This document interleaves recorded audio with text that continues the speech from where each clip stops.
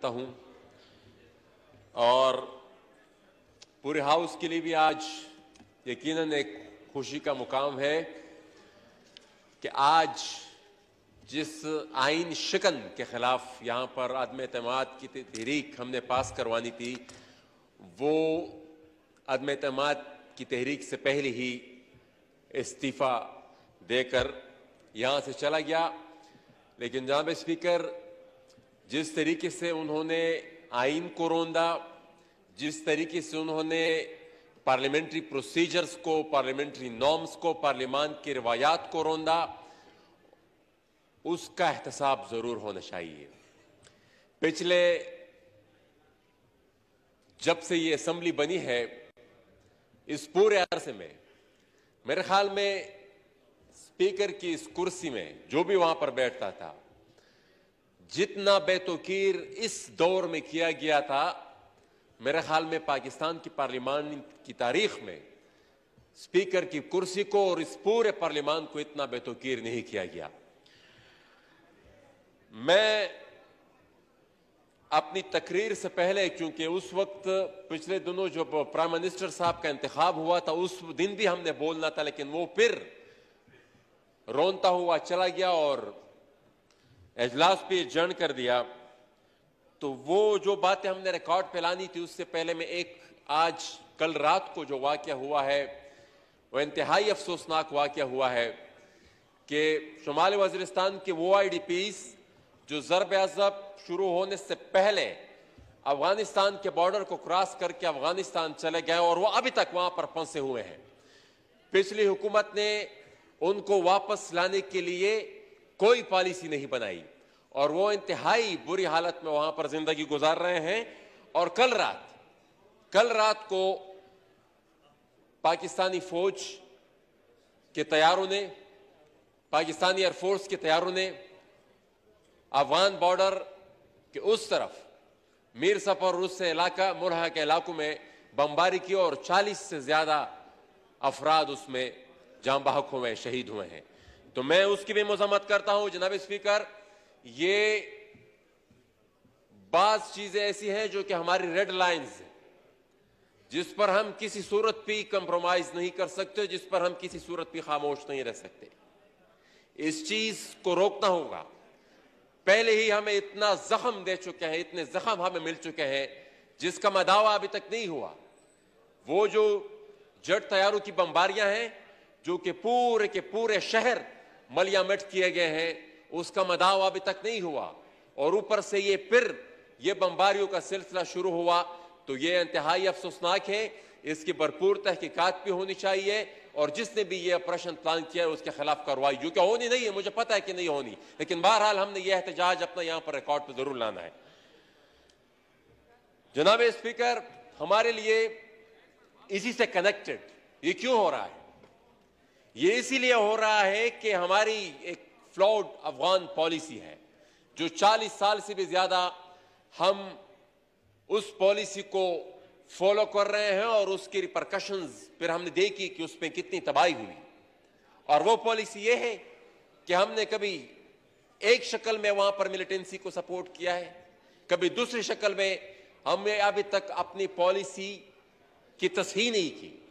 हमने अभी तक अपनी इस्लाह नहीं की। अभी रीसेंट पास्ट में जो हुआ अफगानिस्तान में और उसमें फिर जो हमारा किरदार रहा, वो भी सबके सामने है।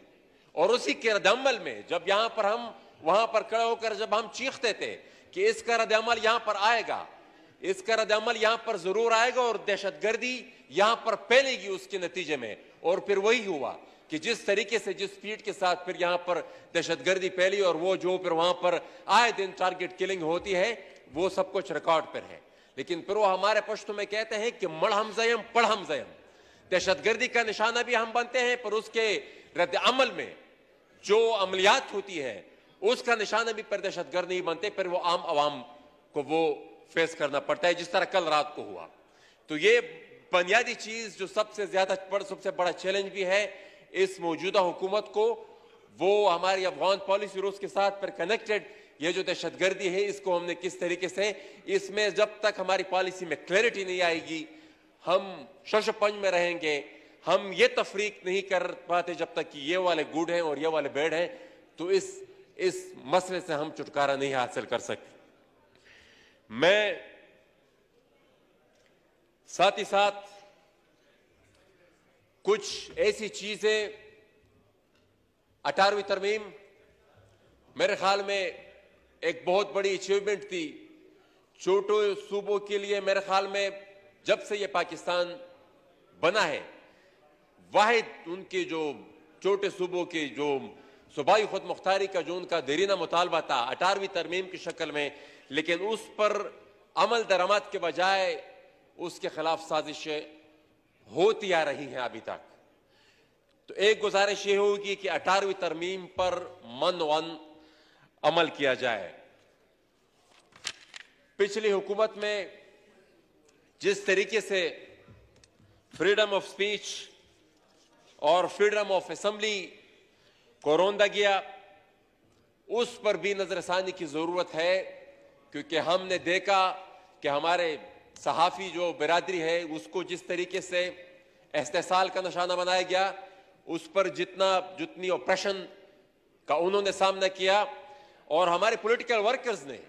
جتنے آپریشنز کا سامنا کیا, تو یہ بھی ہماری گزارش ہے کہ وہ مقدمات جو پچھلی حکومت میں بنے تھے ان ساری مقدمات کو بھی واپس لیے جائے, اور جو پولیٹیکل ورکرز جیلوں میں ہیں ان کو ان کے رہائی کا, جہاں انفورس ڈس اپیرنسز کا مسئلہ ہے اختر مینگل صاحب نے بھی اس پر تفصیلی بحث کی. وہی بات میں بھی ریکارڈ پر لانا چاہوں گا کہ انفورس ڈس اپیرنس کا مسئلہ وہ بہت ہی زیادہ نازک ہے, اور اس مسئلے پر یہاں پر حفیظ بلوچ دیکھیں نا, ایک پی ایچ ڈی اسٹوڈنٹ جو یہاں پر, اور یہ کیس ابھی اسلام آباد ہائی کورٹ میں چل بھی رہا ہے اور سارے جو ریکارڈز ہیں وہ اسلام آباد ہائی کورٹ میں ریکارڈ پر لائے گئے ہیں کہ کس طریقے سے بلوچ اسٹوڈنٹس کی وہاں پر پروفائلنگ کی جاتی ہے. قائد اعظم یونیورسٹی میں وہ جو پیریفریز میں جو ہوتا ہے وہ تو الگ سی بات ہے, لیکن یہاں پر پاکستان کے کیپٹل میں ایک یونیورسٹی میں جو سلوک ہوتا ہے تو اس میں بھی ہمیں نظر ثانی کی ضرورت ہے, اور جو ماضی میں ہوتا رہا ہے اس کے روک تھام کی ضرورت ہے. ہمارے ایکس فاٹا میں پچھلی حکومت اس سے جو لاسٹ ٹائم 2018 میں جو میاں صاحب کی حکومت جب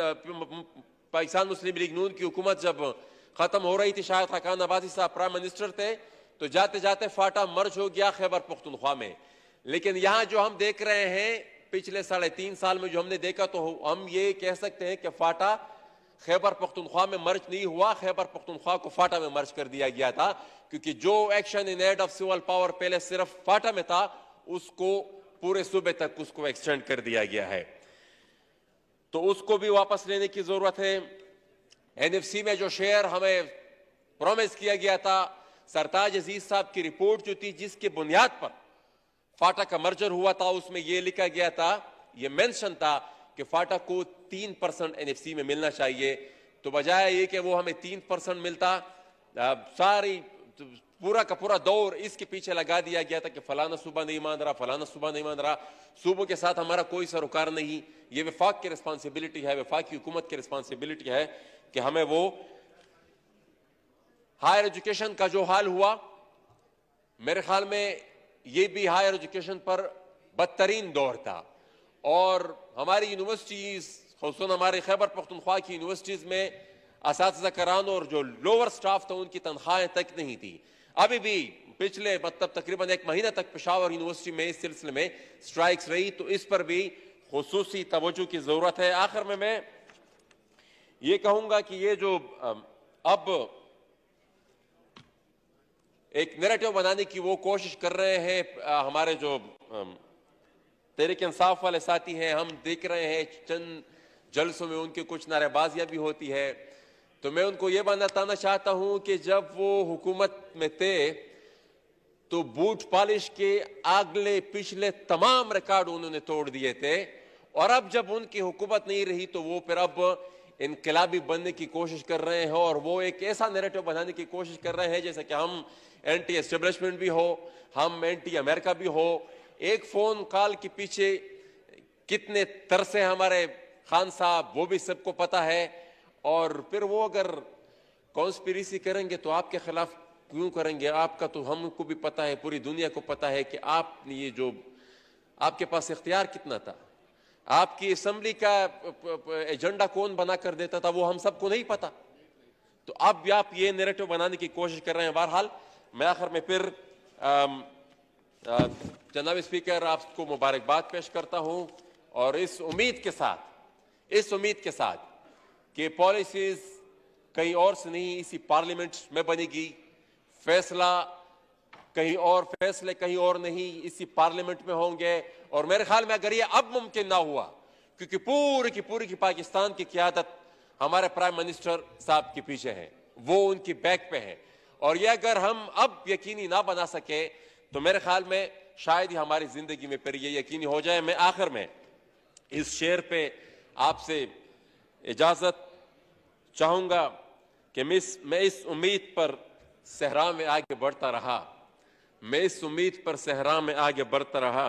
कि अगले मोड़ पर शायद फुरात मिल जाए। बहुत शुक्रिया।